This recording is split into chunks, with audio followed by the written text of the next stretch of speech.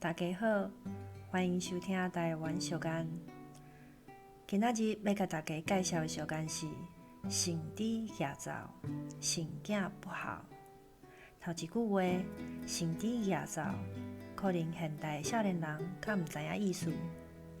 伫咧台湾早期的农业社会内底，有真侪人会甲猪仔饲咧厝的后壁，主人一般拢会伫灶骹替因传食的。猪仔嘛真巧，若是无管理好，因会行去灶骹，四界找食的物件，可能会甲鼎啦、灶啦，规个并过去。同款的道理，若是囡仔的行为无好好的约束甲管教，行为会出现偏差，甚至五育不好。所以对囡仔的教育，除了予因满满的爱，嘛爱会记伫毋通伤过挺身。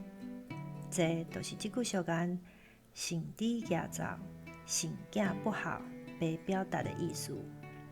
以上，感谢收听。